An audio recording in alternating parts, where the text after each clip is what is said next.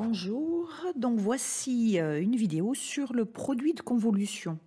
Alors, quelques définitions, propriétés et exercices pour vous mettre le pied à l'étrier afin de résoudre le dernier exercice du devoir maison. Alors, d'abord, rappelez-vous, en outil logiciel du semestre 1, nous avions étudié ce qu'on appelle la transformation de Laplace. Donc, pour résumer la chose, vous aviez un circuit électrique, un signal d'entrée que je note E de t, un signal de sortie que je note S de t, et ce circuit électrique, il est caractérisé par une équation différentielle qui relie la sortie à l'entrée. D'accord? Donc par exemple, S seconde plus 3S' égale à E. Le souci, c'est qu'on change de signal d'entrée et on aimerait connaître la répercussion sur le signal de sortie.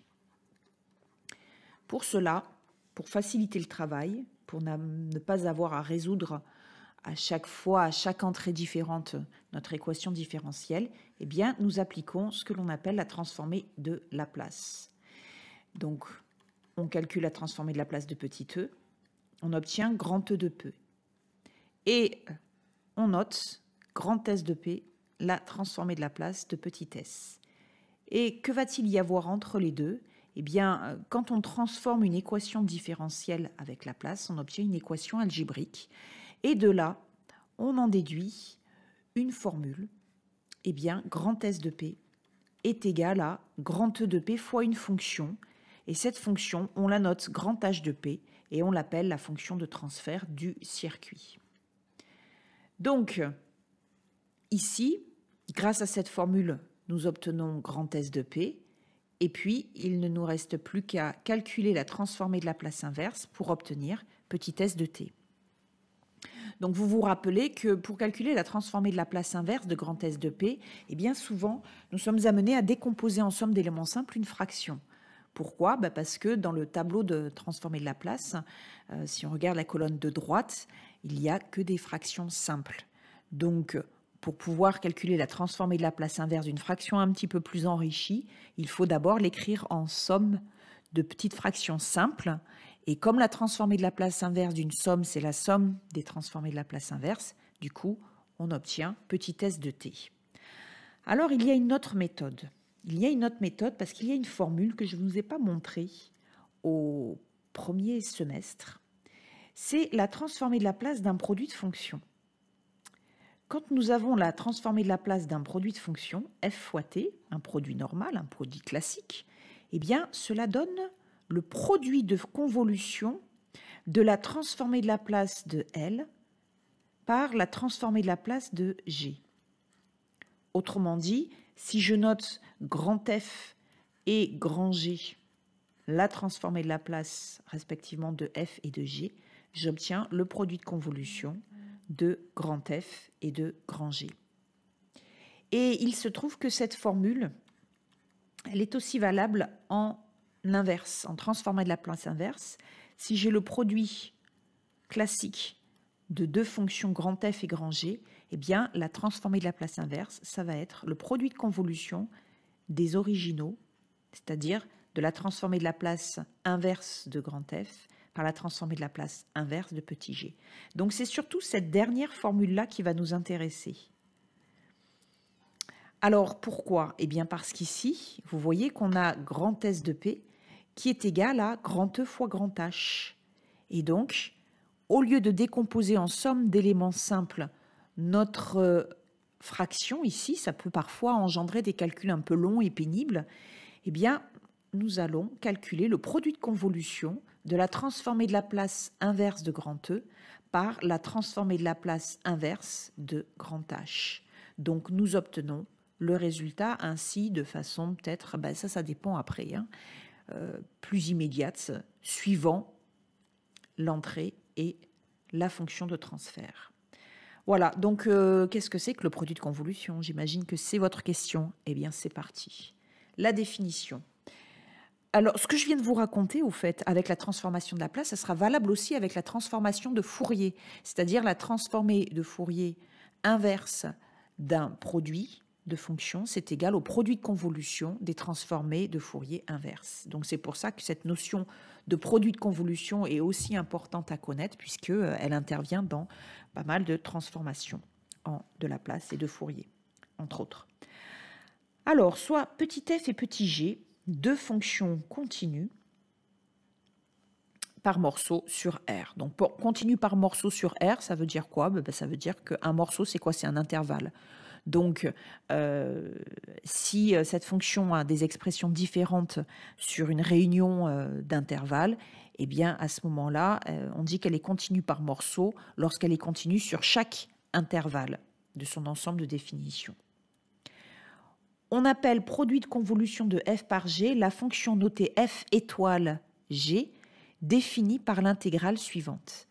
F étoile g de t, c'est égal à l'intégrale de moins l'infini à plus l'infini de f de u fois g de t moins u du. Donc ici, il s'agit du produit classique de f de u fois g de t moins u, produit de nombres réels, ou complexes d'ailleurs si on veut. Donc on peut noter f étoile g parenthèse de t est égal à f de t étoile g de t. Ça, c'est une autre notation. Alors, nous allons regarder de plus près cette définition. Donc, vous constatez que petit t, c'est la variable de votre fonction produit de convolution. Et vous avez aussi la variable u. Mais la variable u, elle joue le rôle de variable d'intégration. D'accord ? U, c'est la variable d'intégration. Et comme ici, si vous regardez dans l'intégrale, votre u, il va varier de moins l'infini à plus l'infini. Donc, quand nous aurons fini de calculer la somme continue de f de u fois g de t moins u lorsque u varie de moins l'infini à plus l'infini, eh bien, nous n'aurons plus dans le résultat final de variable u. Par contre, il va rester la variable t. Donc, le résultat final va s'écrire en fonction de t ici. Allez, donc nous allons étudier un premier exemple de produit de convolution. Alors, déterminer le produit de convolution suivant. Rect de t étoile exponentielle moins t, ou produit de convolution du signal rectangle par le signal exponentielle moins t, ou le signal rectangle, tout simplement le signal, c'est une fenêtre en fait, de largeur 1, ici, d'accord, et d'amplitude 1. Voilà. Donc ici, je rappelle que valeur absolue de t inférieure ou égale à 1,5, c'est pareil que t compris entre moins 1,5 et 1,5. Alors, donc pour calculer ce produit de convolution, eh bien, ici, nous allons tout simplement remplacer f et g par leur expression. Donc, on va obtenir l'intégrale de moins l'infini à plus l'infini. F, c'est la fonction rectangle, et g, c'est la fonction exponentielle de moins t.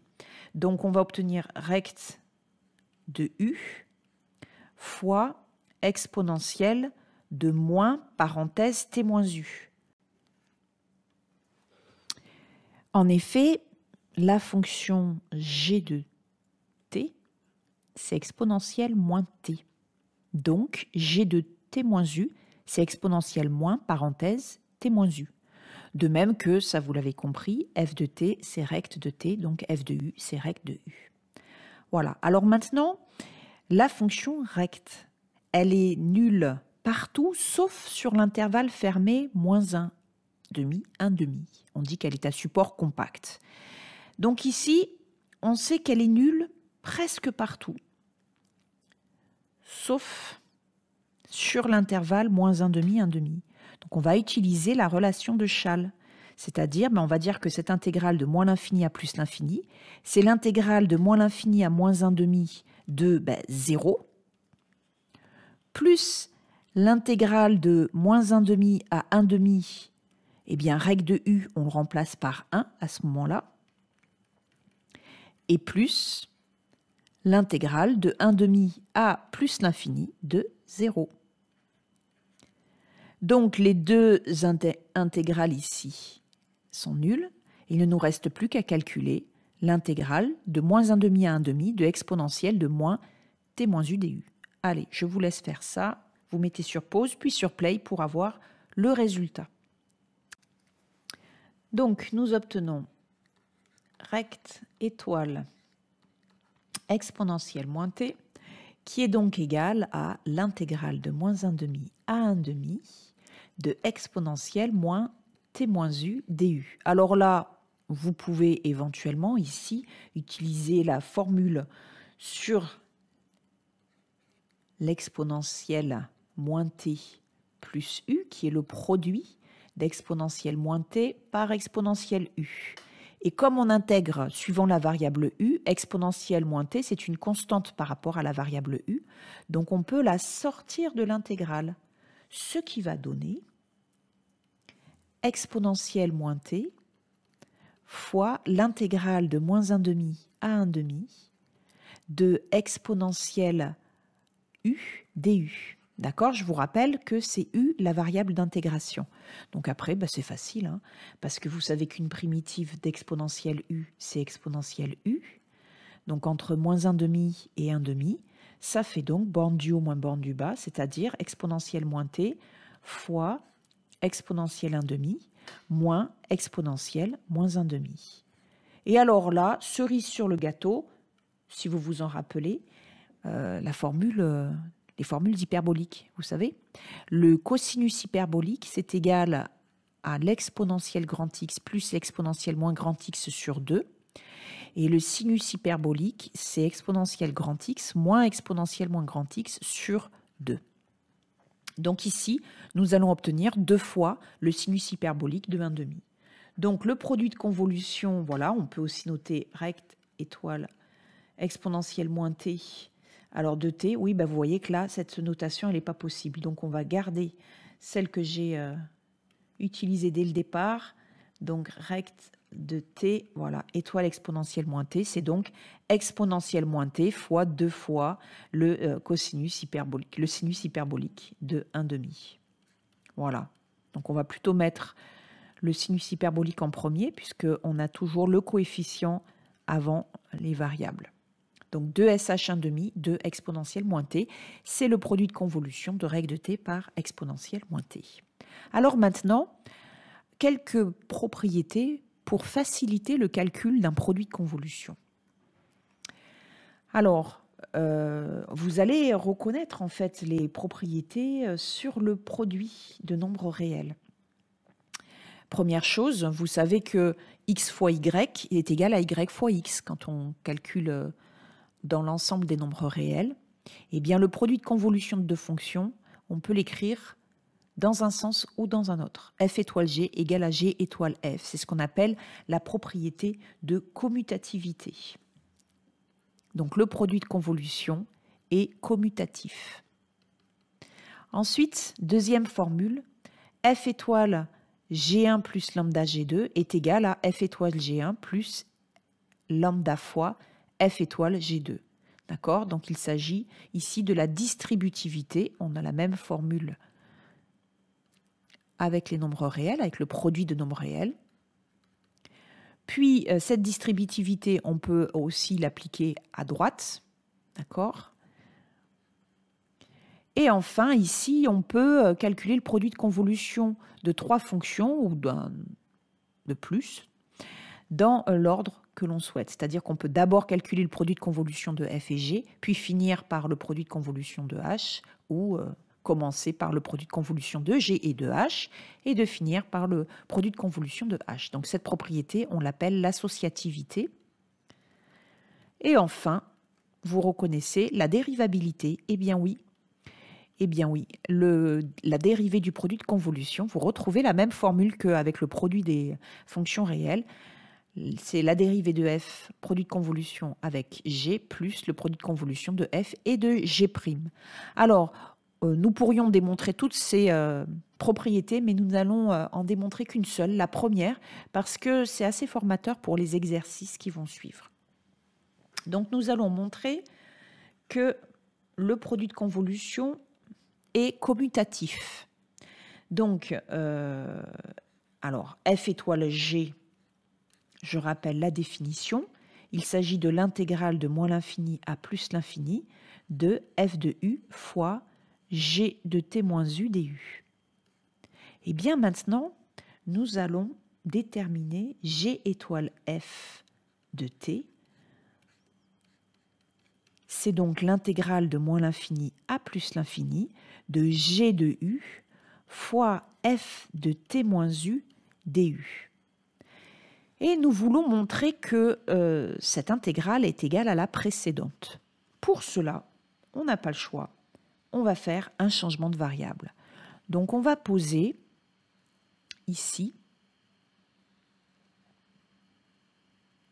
v égale à t moins u. D'accord? Donc si v égale à t moins u, cela signifie que u est égal à t moins v. Voilà, d'accord? Alors pourquoi est-ce qu'on a fait ce choix-là? Eh bien pour pouvoir obtenir ici une seule variable. Et vous allez voir que si tout se passe bien, cela va bien se passer. Oui, forcément, c'est la palisse. Alors, ici, vous vous rappelez, en première année, quand on avait fait les changements de variables dans le calcul intégral, il nous faut exprimer dv en fonction de du. Donc, pour cela, comme on a v en fonction de u, on va dériver v par rapport à u. Et ça se note dv sur du. Donc, il s'agit de la dérivée de t moins u par rapport à u. On peut aussi noter de cette façon-là pour bien préciser quand on a plusieurs variables par rapport à laquelle on dérive. Donc ici, c'est par rapport à u. Donc t est une constante, donc sa dérivée par rapport à u, ça fait 0. Et moins u, on dérive moins u par rapport à u, ça fait moins 1. Donc, dv est égal à moins du, ou si vous préférez, du est égal à moins dv. Alors ensuite, dernière chose, vous vous rappelez, quand on fait un changement de variable dans un calcul intégral, il nous faut les nouvelles bornes. Donc là, u tend vers moins l'infini et vers plus l'infini. Donc quand u tend vers moins l'infini, eh bien la nouvelle variable v, qui est égale à t moins u, va tendre vers t moins moins l'infini, donc plus l'infini, puisque t c'est une constante. Ensuite, ici, quand u tend vers plus l'infini, t moins v va donc tendre vers moins l'infini. D'où notre nouvelle intégrale, une fois le changement de variable réalisé. La borne en bas, c'est donc plus l'infini. La borne en haut, moins l'infini. C'est ce qu'on vient de voir ici. À moins l'infini correspond plus l'infini et à plus l'infini, moins l'infini. U, nous allons donc le remplacer par t moins v. Ici, f de v. Et du, c'est moins dv. D'accord? Vous savez qu'à ce moment-là, le moins, on peut le sortir de l'intégrale. Et vous savez aussi que moins l'intégrale de a à b, c'est égal à l'intégrale de b à a. Autrement dit, nous allons pouvoir inverser les bornes de notre intégrale. Nous obtenons donc égal l'intégrale de moins l'infini à plus l'infini de g de t moins v fois f de v dv, que l'on peut aussi écrire f de v fois g de t moins v fois dv. Et donc ça, ce résultat est égal à la définition de f étoile g, puisque je vous rappelle que le nom de la variable d'intégration importe peu, puisqu'ici on somme, lorsque u varie de moins l'infini à plus l'infini, toutes ces quantités, donc au final le u n'existe plus, de même ici qu'au final le v n'existe plus. Si vous n'en êtes pas convaincu, je vous demande de calculer ces deux intégrales.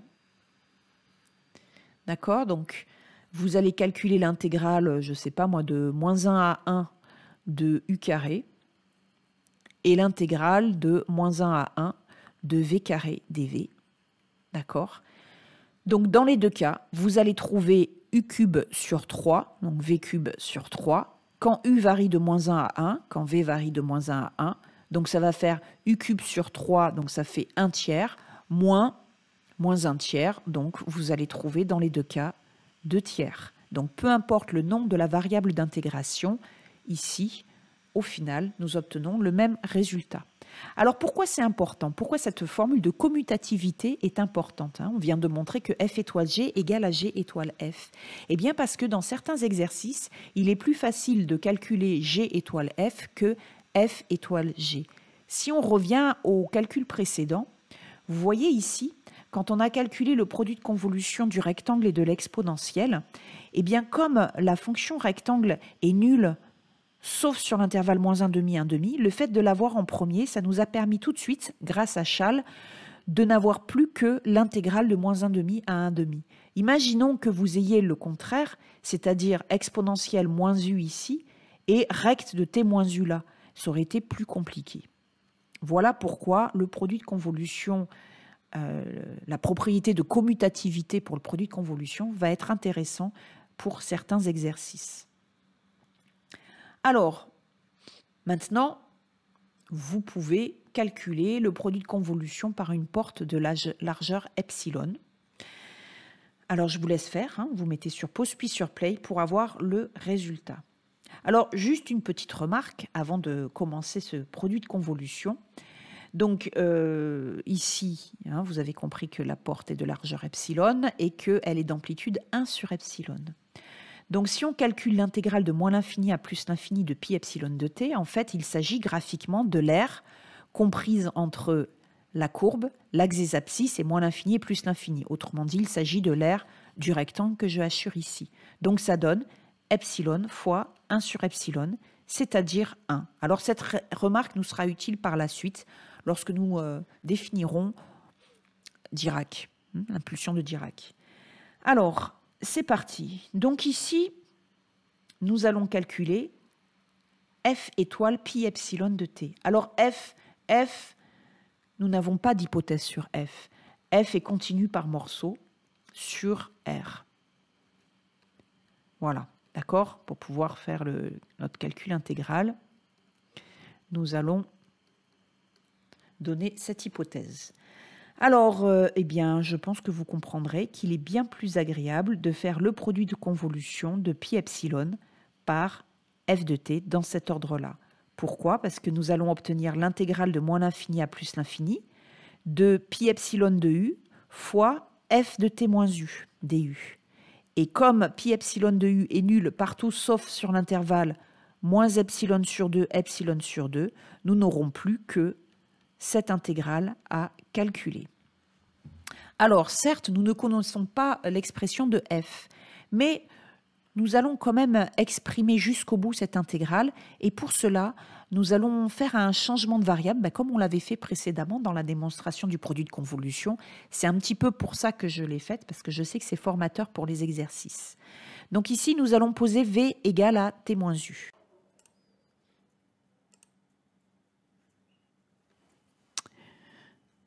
Alors, donc je rappelle, j'imagine que vous avez mis sur pause puis sur play pour avoir le résultat. Donc on a dit qu'on posait v égale à t moins u.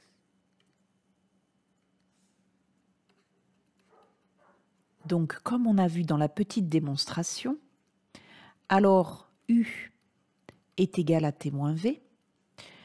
On a vu aussi que la dérivée de v par rapport à u, c'est égal à moins 1.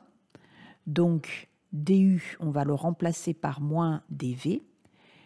Et maintenant, pour les bornes, alors quand u est égal à moins epsilon sur 2, alors, alors v est égal à t moins moins epsilon sur 2, donc plus epsilon sur 2.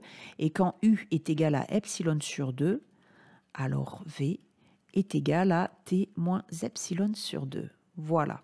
Alors maintenant, nous n'avons plus qu'à remplacer. Ça donne donc l'intégrale de t plus epsilon sur 2 à t moins epsilon sur 2 de f de v fois moins dv. Le moins, on le sort de l'intégrale, on inverse les bornes, ce qui donne l'intégrale de t moins epsilon sur 2 à t plus epsilon sur 2 de f de v dv. Voilà donc le produit de convolution de notre fenêtre de largeur epsilon par une fonction quelconque continue par morceau sur R. Et bien maintenant, j'ai juste oublié quelque chose. J'ai oublié la valeur de pi epsilon. Regardez bien ici. Pi epsilon, on vous dit que c'est égal à 1 sur epsilon sur l'intervalle moins epsilon sur 2, epsilon sur 2. Donc je l'ai oublié ici. Voilà. Alors, pourquoi je m'en rends compte? Tout simplement parce que je sais que ici, on obtient quoi? C'est la définition de la valeur moyenne de la fonction f sur l'intervalle t moins epsilon sur 2, t plus epsilon sur 2. Alors, je ne sais pas si vous l'avez déjà rencontré, cette formule. 1 sur b moins a fois l'intégrale de a à b de f de t dt, c'est la valeur moyenne d'une fonction sur un intervalle AB. Alors nous, en semestre 1, nous avions étudié la valeur moyenne d'une fonction périodique, de période grand T. Donc, quand f est t périodique, donc cas particulier, d'accord, quand f est t périodique, la valeur moyenne, ça va être en fait sa valeur moyenne sur un intervalle de longueur de la période. Donc du coup ici, au lieu d'avoir 1 sur b moins a, on va avoir 1 sur la période, puisque c'est sur un intervalle de longueur de la période. Ici, de alpha à alpha plus grand t, f de t dt. Voilà, donc c'est la valeur moyenne de f, une fonction périodique de période grand T. Voilà, donc notre formule ici, revenons à nos moutons, le produit de convolution de la fenêtre de largeur epsilon et d'amplitude 1 sur epsilon, c'est la valeur moyenne de cette fonction f sur l'intervalle t moins epsilon sur 2, t plus epsilon sur 2. Epsilon, vous êtes bien d'accord qu'il s'agit de la longueur de l'intervalle t moins epsilon sur 2, t plus epsilon sur 2. Allez, je continue. Donc maintenant, nous en arrivons à l'impulsion ou la distribution de Dirac. Donc je ne sais pas si vous en rappelez, au semestre 1, je vous en avais parlé. La distribution de Dirac, c'est quoi? C'est une limite. Ah ben tiens, on retrouve notre pi epsilon. Vous vous rappelez, le pi epsilon dont on vient de calculer le produit de convolution avec une fonction continue par morceau, eh bien, il est égal à 1 sur epsilon en amplitude sur l'intervalle moins epsilon sur 2 et à 0 partout ailleurs. Ok, donc ça c'est votre pi epsilon de t. Donc je vous ai expliqué ça au semestre 1. Quand epsilon tend vers 0, eh bien à ce moment-là, moins epsilon sur 2 et epsilon sur 2 tendent vers 0. Et 1 sur epsilon tend vers plus l'infini. Donc ici, on obtient ce que l'on appelle une impulsion ou la distribution de Dirac. Alors, ce n'est pas une fonction. Pourquoi? Parce qu'une fonction a un nombre, elle associe un nombre réel. Et plus l'infini, vous savez que Dirac associe à 0 plus l'infini, et plus l'infini, ce n'est pas un nombre. Voilà pourquoi, en fait, les physiciens ont demandé aux mathématiciens d'agrandir l'ensemble des fonctions en ensemble des distributions. Et donc, Dirac fait partie de l'ensemble des distributions. Alors, autre chose, on a vu précédemment que l'intégrale de moins l'infini, vous vous rappelez, c'était en remarque, à plus l'infini de pi epsilon de t, est égal à 1, puisqu'il s'agit de l'aire ici de ce rectangle que je hachure. Eh bien, quand epsilon tend vers 0, on admet que l'intégrale de Dirac de moins l'infini à plus l'infini est égal à 1. C'est un abus de notation, en fait, puisqu'il existe un cours sur les distributions avec des notations bien particulières, et l'intégrale d'une distribution, on ne l'écrit pas de cette façon-là, mais voilà, c'est une notation abusive, comme je vous l'ai dit. Et donc, voilà. Dirac n'est pas une fonction, c'est une distribution. OK ? Sa convention, par convention, sa représentation graphique, eh bien, on la représente avec une flèche vers le haut et on écrit 1 et non pas plus l'infini parce que l'intégrale de Dirac est égale à 1 sur l'intervalle moins l'infini plus l'infini. Voilà. Alors, donc, ici, nous allons maintenant nous intéresser au produit de convolution de Dirac avec une fonction continue par morceau sur R. Et donc, comme on vient de voir que le produit de convolution d'une fenêtre de largeur epsilon et d'amplitude 1 sur epsilon avec f, c'est la valeur moyenne, vous vous rappelez, de cette fonction sur l'intervalle t moins epsilon sur 2, t plus epsilon sur 2, eh bien, par passage à la limite, quand epsilon tend vers 0, nous allons obtenir le résultat suivant. Donc le produit de convolution de f et de Dirac, c'est le produit de convolution de f et de la limite de pi epsilon quand epsilon tend vers 0. Et ça, c'est admis, hein, on admet qu'on peut inverser la limite et le produit de convolution ici. Donc il y a un théorème de mathématiques derrière sur la convergence uniforme de suite de fonctions. Donc ici, on suppose que f est continu et on note grand f, une fonction primitive de petit f. Et bien à ce moment-là, que va-t-on obtenir? Eh bien, vous vous rappelez, ici, nous avions 1 sur epsilon fois l'intégrale de moins epsilon à epsilon sur 2 de f de t dt. D'accord? Comme on connaît grand f, une fonction primitive de petit f, eh bien, nous allons pouvoir aller jusqu'au bout. Alors ici, c'était t moins epsilon et t plus epsilon sur 2. Voilà, il faut me surveiller, hein. Voilà, donc nous allons jusqu'au bout dans ce calcul et nous obtenons 1 sur epsilon, facteur de grand f de t plus epsilon sur 2, moins grand f de t moins epsilon sur 2. D'accord? Et donc, voilà ce que nous obtenons. Je le renote ici.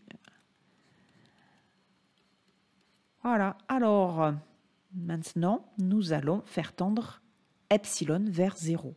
Donc le produit de convolution de f et de Dirac, on admet qu'il s'agit de la limite quand epsilon tend vers 0 de grand f de t plus epsilon sur 2 moins grand f de t moins epsilon sur 2 sur epsilon. Eh bien, cela doit vous rappeler normalement la définition de la dérivée. Je rappelle que si g est dérivable en x0, alors la limite quand x tend vers x0 de g de x moins g de x0 sur x moins x0 est égale à g' de x0. Ça, c'est ce que je vous avais expliqué au semestre 1. Cette définition, on peut l'écrire autrement. Ou encore, la limite, quand h tend vers 0, de g de x0 plus h moins g de x 0 sur h est égal à g' de x0. D'accord? Donc vous remarquez, votre x, c'est x0 plus h en fait. Donc quand x tend vers x0, h tend vers 0. D'accord? Donc x moins x0, forcément, ça va être égal à h. Hein? Donc pour passer de là à là, en fait, on pose x égale x0 plus h. Donc là, vous voyez qu'en fait, c'est exactement ce que nous avons. OK? Donc ça va donner quoi? Eh bien, ça va donner la dérivée de grand F en t. Et donc, par définition, vu que grand F, c'est une primitive de petit f, eh bien, ça donne petit f de t. D'où le résultat, le produit de convolution de f et de Dirac est égal à petit f de t. Alors, si vous n'avez pas tout compris, ce n'est pas bien grave. Voilà, pour ceux qui souhaitent poursuivre leurs études en école d'ingénieur ou en L3, Master 1, Master 2, bon, c'est bien de le comprendre, mais sinon, ce n'est pas bien grave. Voilà, donc si f est continu, alors le produit de convolution de f et de Dirac est égal à f de t. Autrement dit, le produit de convolution admet pour élément neutre l'impulsion de Dirac. Voilà, de même que ici, si on calcule le produit de convolution de f de t et de Dirac retardé de a, nous obtenons notre signal f retardé de a. Attention à ne pas confondre avec le produit classique. Quand on multiplie f de t par Dirac retardé de A, eh bien, nous obtenons ici, hein, donc là, ici c'est en 1,5, voilà, hein, si je prends cet exemple en 1,5, eh bien, on va avoir un prélèvement de la fonction triangle en 1,5, c'est-à-dire ici, voilà, 1,5, d'accord? Donc, il ne faut pas confondre le produit de convolution et le produit classique. Donc, ça, c'est le produit classique de la fonction triangle avec Dirac de t-1,5. Donc, on obtient le prélèvement. Hein, donc, voilà, c'est une fonction qui est nulle partout. Et puis, il y a une impulsion de hauteur d'amplitude 1,5 en 1,5. Voilà. Et puis, le produit de convolution qui, lui, retarde en fait votre signal de 1,5 si le retard, c'est 1,5. Alors, je vous laisse faire en exercice le produit de convolution de sinus 3t par rectangle de t. D'accord? Donc, si vous voulez, vous pouvez m'envoyer votre corrigé de cet exercice de façon à pouvoir après terminer le devoir maison sur le produit de convolution.